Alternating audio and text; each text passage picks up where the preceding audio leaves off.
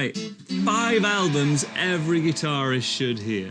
So, I think we come from the same school, I believe, of songs. Yes, songs first. We could easily bash like, oh, you need to hear Passion and Warfare, Steve Vai, and stuff like that's important, but we like songs. The reason you start playing guitar is that you heard a song. I agree. You know? Yeah. So, for me, I'm going to start, if you don't mind.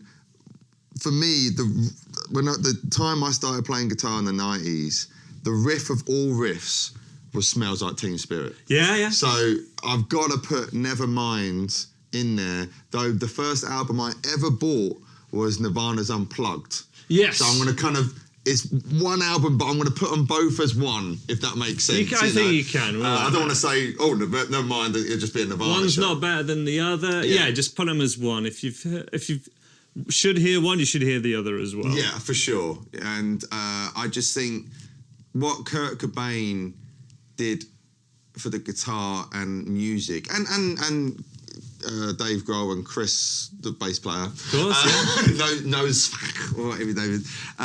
What those guys did to music, and especially Kurt Cobain, you know, it changed everything. Because before that, when you think of like 80s rock, and you think, oh yeah, man, it was great. But when you hear certain bands of that era, it was kind of like what the pop world is now, where it's just conveyor belt. It's like the formula. It all sounded the same, you know, talking about cherry pie or talking about lemonade and trying to have sex. It had got a bit silly. It got a bit silly, yeah, you know. So. And Nirvana just came in and just gave it bags of like credibility and weight and like 1,000,000%, genuine angst. Yeah.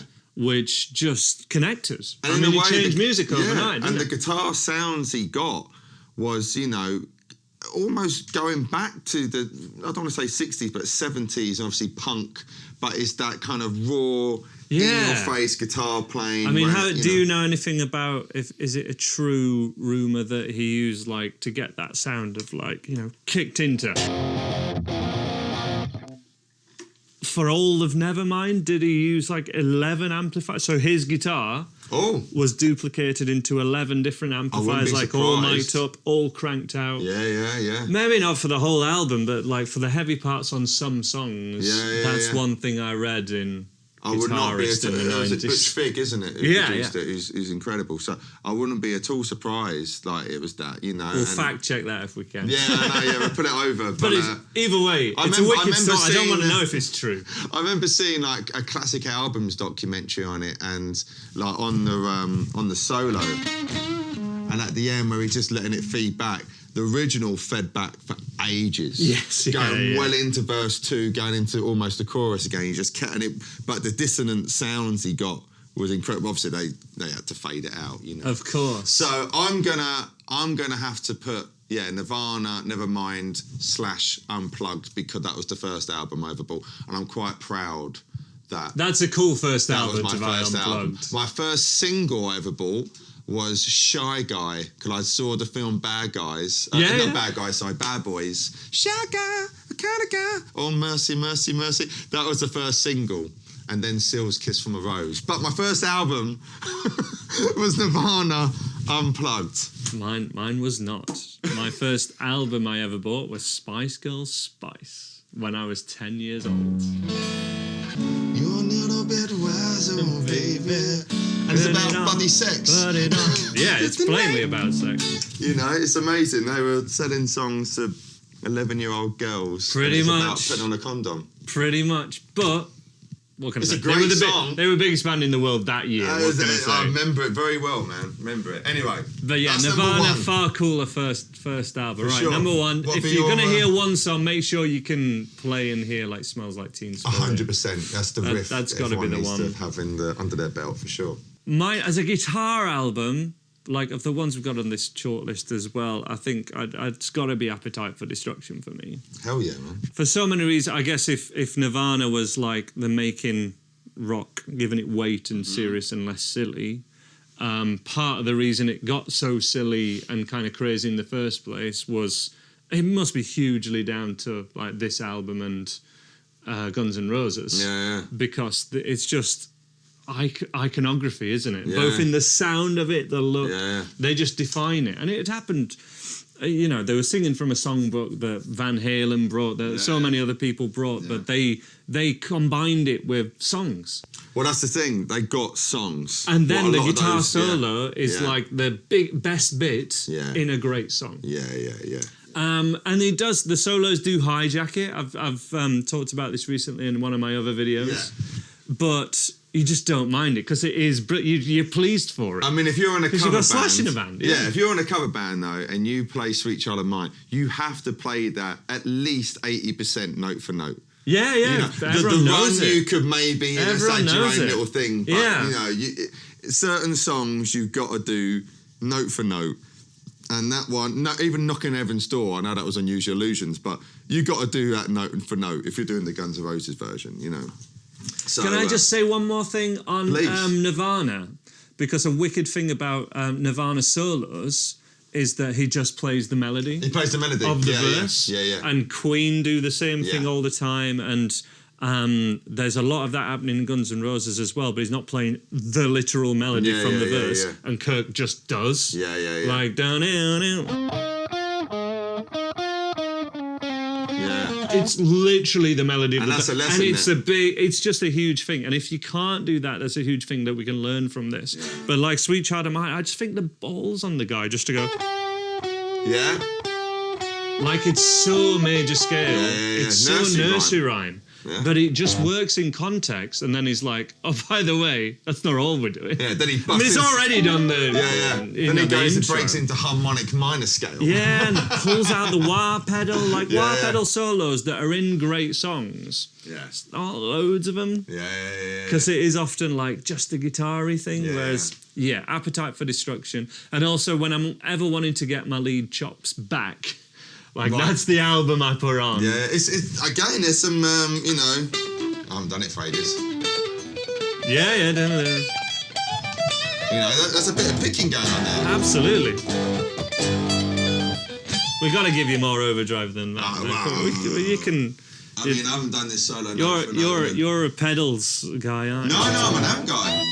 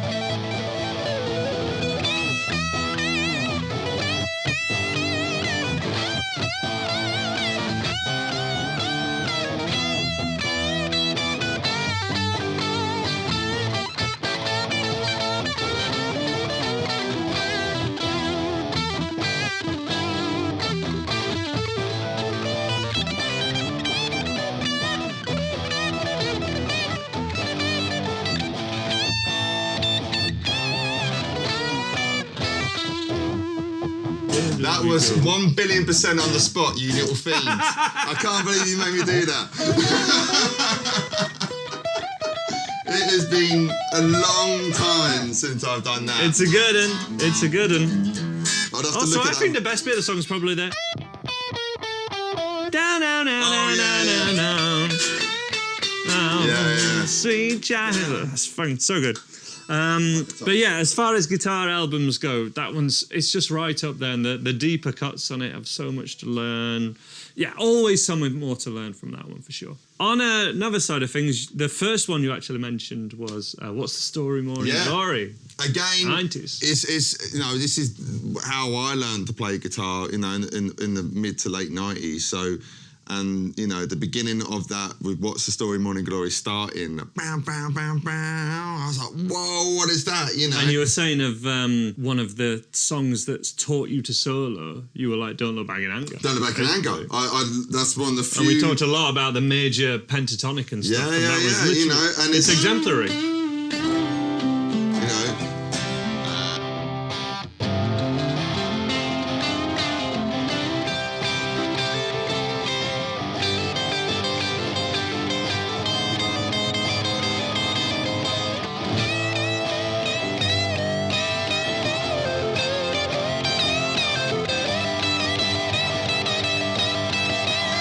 And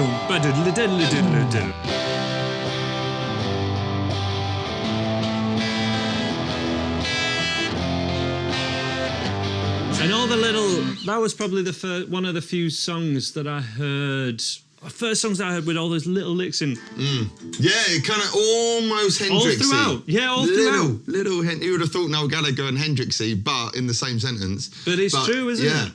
He's got little blemishes in there and stuff, and it's a great song, you know. And that album has more songs on it, more stronger songs. She's Electric, I remember loving. Yeah, I really like that. It's almost song, jazz sound, not jazz, but the tone. It really is, yeah. And their first album's a lot more, definitely maybe is a lot more rock, a bit more 70s influence, a bit more T-Rex influence. Yeah. Live Forever was one that you said. Yeah, I remember learning the solo solo to that when I was a kid, which is, again, after a while, when you start dissecting Noel's playing, yeah, they're all the same solo. yeah, major pentatonic. You know, when you got, if you got, again, off the top of my head, but you got that for Done Back in Anger, and then for that.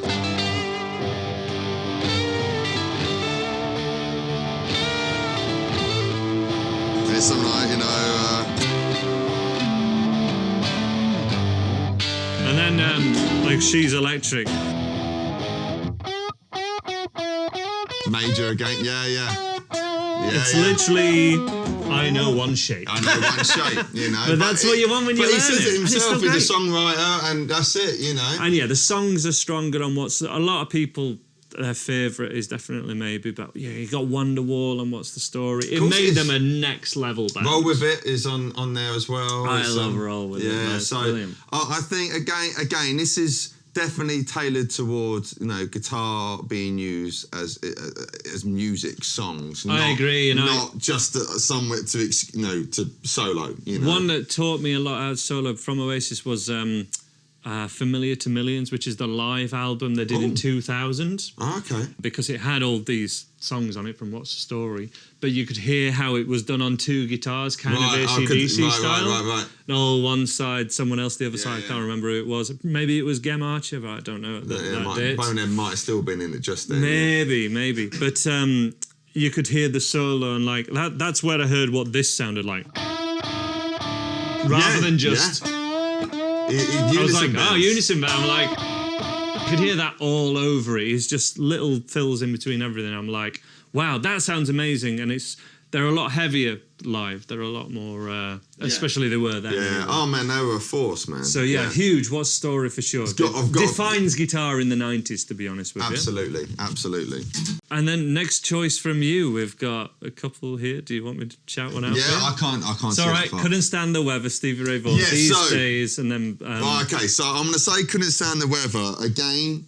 Just thinking of my journey as a guitar player, and I think. Yeah, I heard Scuttle Button, because that opens the album. Gotcha. And I'm nowhere near warmed up to... Well, we're talking like some of the best guitar lines ever. Absolutely. So it's like, I remember hearing... Well, I heard Scuttle Button first from live at Carnegie Hall, and then I got Couldn't Stand the Weather. But again, what I love about Couldn't Stand the Weather, and what so many people...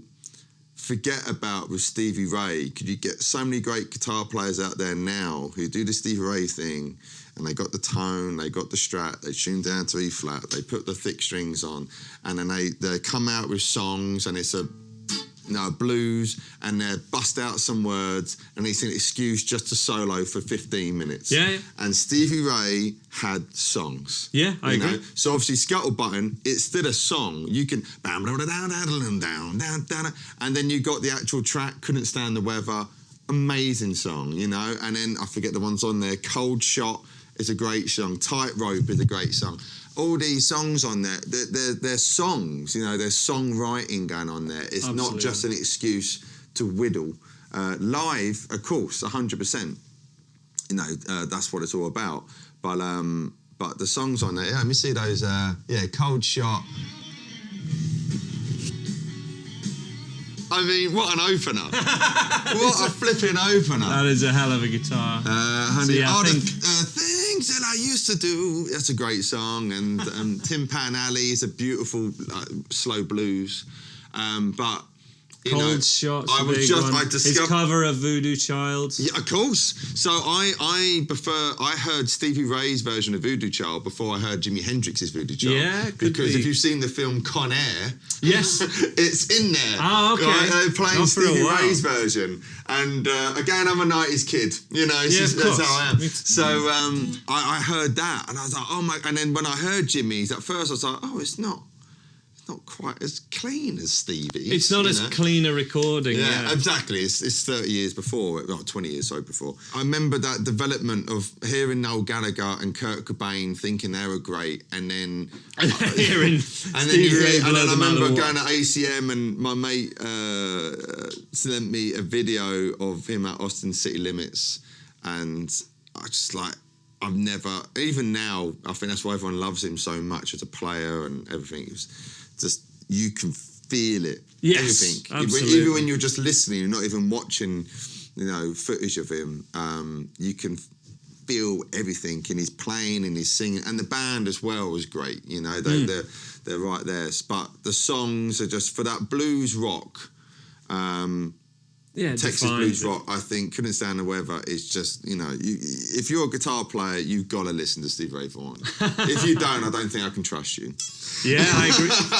It's too definitive. So then there's some honourable mentions, because we want to do a top 5. So honourable mentions, definitely Back in Black. Yes. A few AC/DC albums, really, but if you had to pick one, that would probably be it, for me at least. Led Zeppelin 2 you mentioned, but again an opener, Whole Lot of Love, all of them really. Continuum, because it's 2023. It's 2023.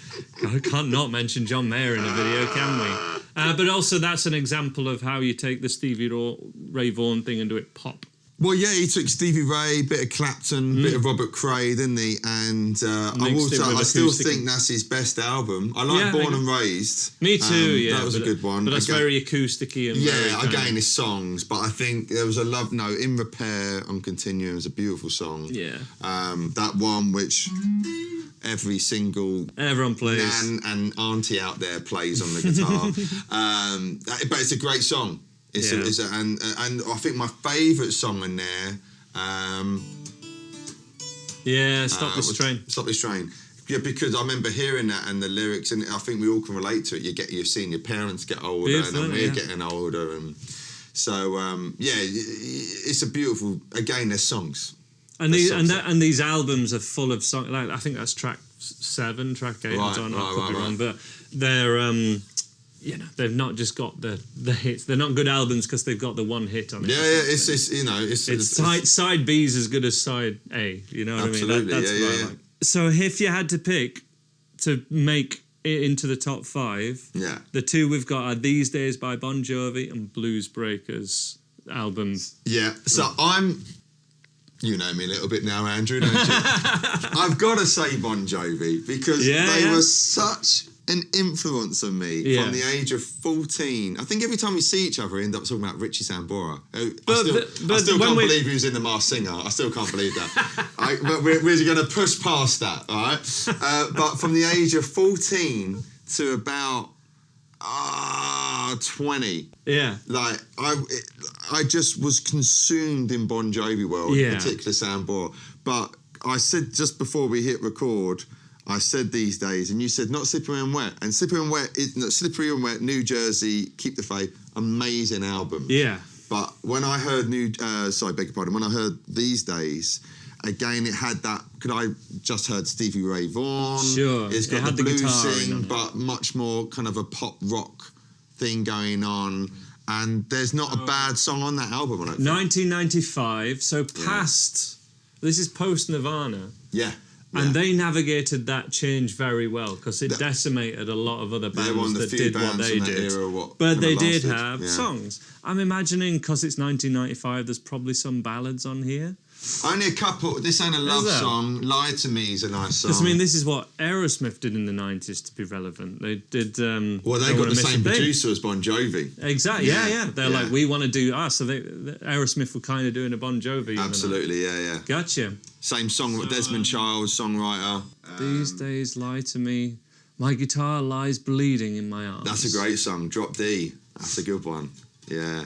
I need to listen to this. Mate, I don't know too many. If you've got a bit of a drive coming up, put that album on. Yeah. And it's just, and then to put that, I'm going to say, I had the video, but now you can watch it on YouTube. Yeah. Or if you want to buy a DVD or something. But live in London, I think in 95, 96, and it's obviously on supporting this tour. Yeah, so they do a lot of these songs. Yeah. And also the 90s was when playing live kicked up again because the technology was getting a bit better. And John announces that they just kicked Michael Jackson off the #1 spot. Really? And they launch into Hey God, which I think is the first one. There. Yeah. And Sam Bora he's playing a 59 Les Paul, and he is Loving life. I don't want to swear, going absolutely nuts.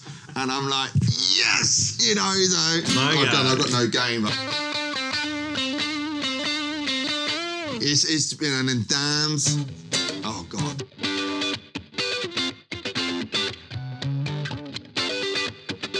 Kind of a funky thing. Again, I haven't played these songs in years, but no, so they're classics. I would put the album on. I'd stand up in my room. I would put the hi-fi on to about 28, which was loud. Yeah. And I think the max was 30. And I would turn my amp up and I would play every single. I used to know them all. And I remember my mum overheard the neighbours speaking, saying I was probably about 15, 16, and my mum overheard the neighbours outside going, when he plays guitar, the walls shake. I'm like, yeah, they do. Yeah. I mean, we didn't get on with them anyway, but we really didn't get on with them when I started playing guitar. But I like what you said there, where you're like, it's been so long since I played these songs. I can't play half of them, but they were so important to me. That's why these ones are chosen for us. I did the same when I've made similar videos to this. I'm choosing ones that were important to me at the time, but I think a lot of viewers and a lot of people who are learning guitar kind of get stuck because they think that, if this is their favourite one, they have to learn all of these note for note, and then that's the end goal. Yeah. So can you talk about that not being the end goal? Absolutely. I mean, when I say learn it, I would learn the structure. Yeah. I mean, after a while, because I would play along and hear these songs so much, eventually, you recognise the sounds and you kind of get there a little bit, You can jam along. You can jam along. You've learnt that solo, because there can be so many lead breaks in all these songs. Oh, yeah, absolutely, But I think the main thing there is, playing along to it, you're getting your beat going, you're playing in time and all that kind of stuff, and having fun with it that way. And then I would always add in my own little thing, and I would watch them live, so I was in there as well. And I remember I'd put on like Ozzy Osbourne's tribute album to Randy Rhoads, and I would play along with that. And eventually I would cop some of the solos, but I couldn't play like that. I still probably can't. So you have to kind of make up your own solos. Yeah. And you get good enough where you can do something like, but it's just not got as much picking. But I think, these particular, we're saying that, the songs that made us. And because we're in this instant world now where we're seeing amazing guitar players on Instagram, YouTube, social media in general, and, they're blazing it, but a lot of times there's no songs there, it's just guitar noodling. Yeah. But it's like, well, these are what got us to where we are now.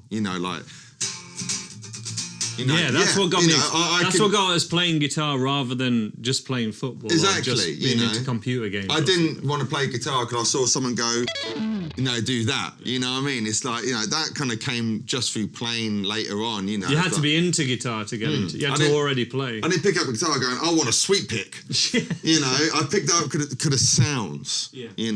So it's a great riff, really. And and stuff like that. It's stuff what pricks your ears up. Yeah. Not like all that kind of stuff. Then again, when you hear Eruption, maybe, but I think. But that's when you're already into it. You've already got a good amount of listening before Eruption starts to appeal. Otherwise, you just don't make sense of it, though. Yeah, definitely. You also mentioned, just quickly on Blues Breakers and stuff. Yeah, I think, final honourable mention. Yeah, I mean, there's so many great Clapton albums out there. Obviously, Blues Breakers, the Beano album is, he's like 21 years old. And I was always really fascinated with Eric because I'm from the same area where he's from, and I got my first guitar where he got his first guitar. Right. And because I grew up, again, kinship. being a 90s kid, I just knew of Eric Clapton. Yes. You know? So, and I remember hearing that and I was like, he's 21? Yeah. You know? And then I think I'd heard some Yardbird stuff where it's kind of a weenie guitar sound. And then you hear that and I just thought the dedication he would have put in like 6 months is crazy, you know. And I think what really got me was Hideaway, which is an instrumental. It's a Freddie King cover, and I think Freddie King's was originally.